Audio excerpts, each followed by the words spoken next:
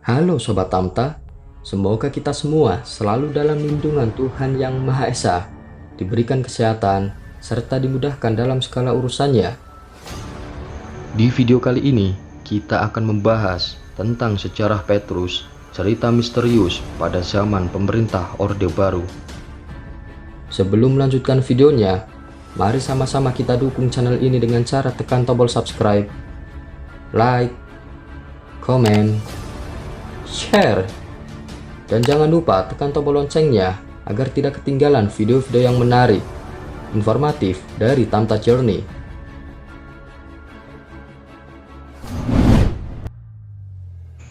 Petrus atau penembakan misterius adalah salah satu sejarah yang sulit dilupakan oleh orang-orang terkait era Orde Baru.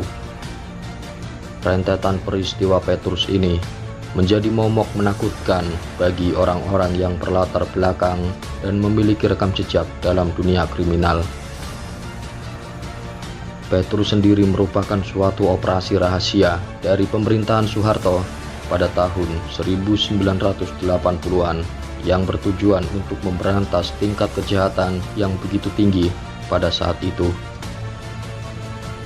Secara umum, Petrus adalah operasi penangkapan dan pembunuhan terhadap orang-orang yang dianggap mengganggu keamanan dan ketentraman masyarakat, khususnya di Jakarta dan Jawa Tengah.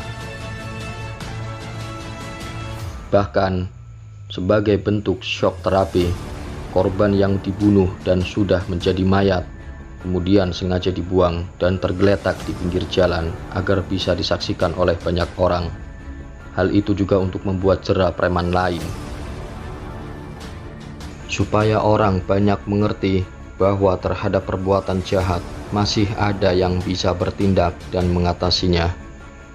Tindakan ini dilakukan supaya bisa menumpas semua kejahatan yang sudah melampaui batas kemanusiaan itu, ucap Soeharto. Operasi Petrus sendiri pertama kali dilancarkan di Yogyakarta dan diakui langsung oleh M. Hasbi yang pada saat itu menjabat sebagai Komandan Kodim 0734 sebagai operasi pembersihan para gali atau gabungan anak liar. Panglima Kowilhan II Jawa Madura, Letjen TNI Yogi S. Mehmet, yang punya rencana mengembangkannya. Akhirnya gebrakan itu dilanjutkan di berbagai kota lain. Hanya saja dilaksanakan secara tertutup. Namun, pelaku yang terlibat dalam peristiwa Petrus ini tak jelas dan tak pernah tertangkap. Operasi Petrus ini sendiri berawal dari tahun 1980-an, di mana saat itu aparat keamanan memang tengah menghadapi situasi genting. Kala itu, aksi preman jalanan atau gali memang menjadi makin marak. Aksi gali ini disebut-sebut sempat mengganggu roda perekonomian.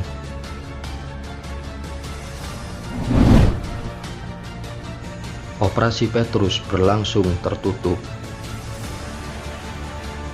Presiden Soeharto memerintahkan agar segera dibentuk tim yang beranggotakan aparat TNI Polri, saat itu ABRI, Angkatan Bersenjata Republik Indonesia, untuk melaksanakan operasi penumpasan kejahatan terhadap para tindak kejahatan yang semakin marak dan merugikan.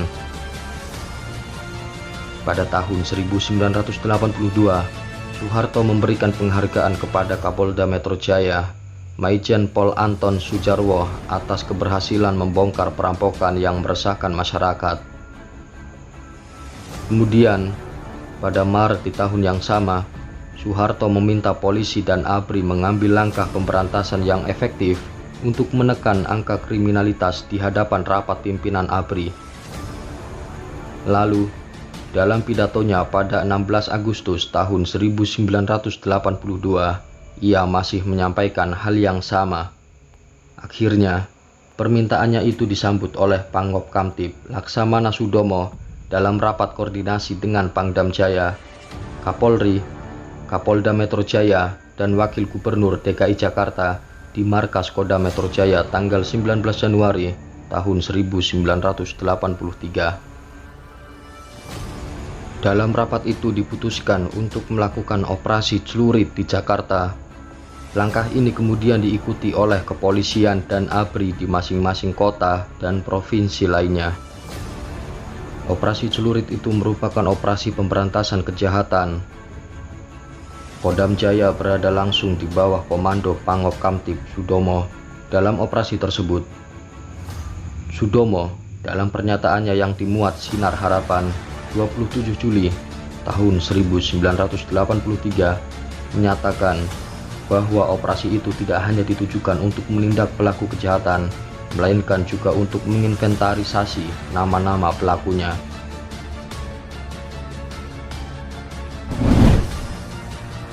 Jumlah korban tewas Operasi Petrus pada tahun 1983.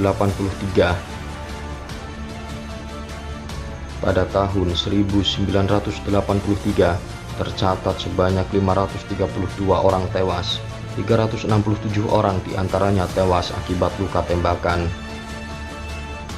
Pada tahun 1984 ada 107 orang tewas, diantaranya 15 orang tewas ditembak. Lalu pada tahun 1985 tercatat ada 74 orang tewas, 28 diantaranya tewas ditembak. Kala itu para korban Petrus sendiri ditemukan masyarakat dalam kondisi tangan dan lehernya terikat. Tak hanya itu saja, sebagian besar korban juga dimasukkan ke dalam karung yang ditinggal di pinggir jalan, di depan rumah, dibuang ke sungai, laut, hutan, hingga kebun. Korban juga banyak yang diculik oleh orang tak dikenal dan dijemput aparat keamanan. Pada akhirnya, Operasi Petrus tetap saja memicu pro dan kontra. Ada yang menyoroti pesan yang ditujukan kepada para pelaku kejahatan lain. Selain itu, ada juga yang menyebutkan bahwa operasi itu sangat kejam. Hal itu dikarenakan aksinya terkait moralitas, etika, dan hak sosial. Namun, pihak tentara sendiri merasa tidak perlu mempermasalahkan soal kematian misterius para penjahat, karena yang paling penting adalah soal keselamatan dan keamanan 150 juta rakyat Indonesia saat itu. Misalnya saja Kepala Bakin Yoga Sugama yang menegaskan bahwa tak perlu mempersoalkan para penjahat yang mati secara misterius. Sementara itu, mantan Wakil Presiden Haji Adam Malik angkat bicara dan menyatakan ketidaksetujuannya terhadap aksi penembakan misterius tersebut. Jangan mentang-mentang penjahat kerah dekil langsung ditembak. Bila perlu diadili hari ini langsung, besoknya dieksekusi mati. Jadi syarat sebagai negara hukum sudah terpenuhi. Setiap usaha yang bertentangan dengan hukum akan membawa negara ini pada kehancuran, kata Adam Malik. Tak hanya itu saja, pihak Amnesty International juga mengirimkan surat untuk menanyakan kebijakan kontroversial pemerintah Indonesia tersebut. Sayangnya, surat Amnesty International tak dianggap oleh pemerintah. Penjahat mati misterius tidak perlu dipersoalkan.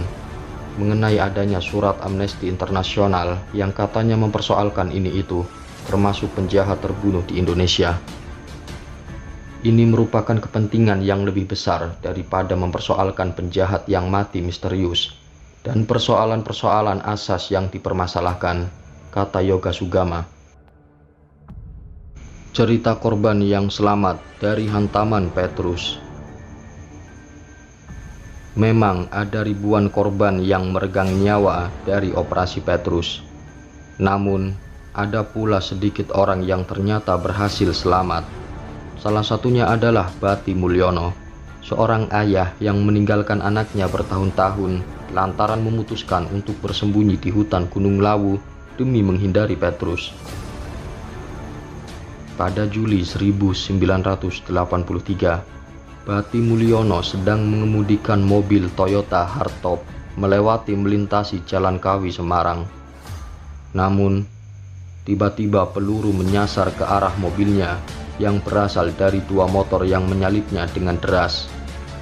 Spontan Bati pun langsung memacu pedal gas mobilnya dan selamat. Sejak kejadian pada malam itu, Bati menghilang tak berbekas dan memutuskan tak kembali ke rumah meski istrinya, Siti Nurhayati, tengah hamil tua. Ternyata Bati memutuskan untuk bersembunyi dari operasi Petrus sejak saat itu. Ia hidup nomaden dan bersembunyi di Gunung Lawu. Lalu, Bati baru berani turun gunung dan keluar dari persembunyian pada tahun 1985 setelah operasi Petrus mulai reda. Bati memang bukan sembarang preman karena ia diketahui sebagai sosok pimpinan Fajar Menyingsing, organisasi eks Bromo Corah yang eksis di Jawa Tengah sebelum ramai soal Petrus.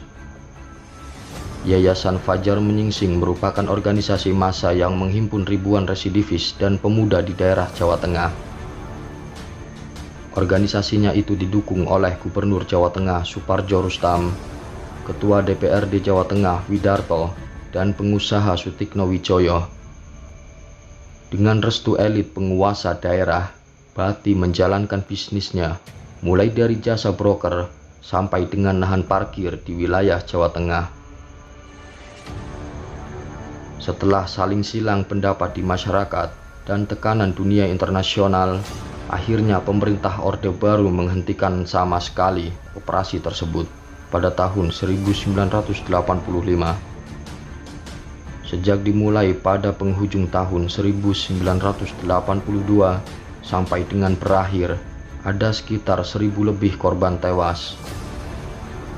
Berdasarkan data Komisi untuk Orang Hilang dan Tindak Kekerasan atau Kontras, puncak tertinggi korban Petrus terjadi pada tahun 1983 dengan jumlah 781 orang tewas. Pada tahun 2012, Komnas HAM menyimpulkan Petrus adalah pelanggaran HAM berat.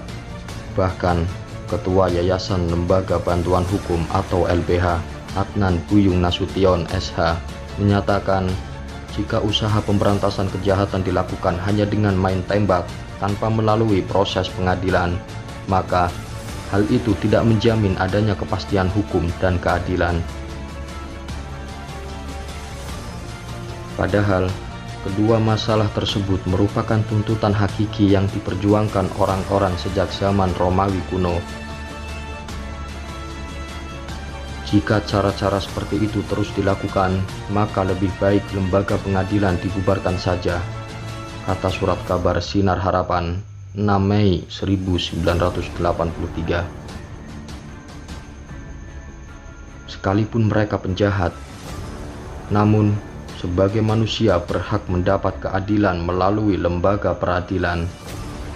Dan menembak di tempat, walaupun oleh petugas negara, jelas bertentangan dengan prinsip-prinsip keadilan, kata Ketua Yayasan LBH. Komnas HAM melalui tim ad hoc penyelidikan pelanggaran HAM berat menyatakan peristiwa Petrus merekomendasikan kedua hal pada pemerintah terkait. Dua hal tersebut adalah meminta Jaksa Agung menindaklanjuti hasil penyelidikan Komnas HAM dengan penyidikan sesuai ketentuan KUHP dan Undang-Undang Nomor 26 Tahun 2000 tentang Pengadilan HAM. Selain itu, Presiden dan DPR diminta mempercepat proses hukum dengan memberlakukan asas retroaktif yang diatur pasal 43 Undang-Undang Nomor 26 Tahun 2000 tentang Pengadilan HAM.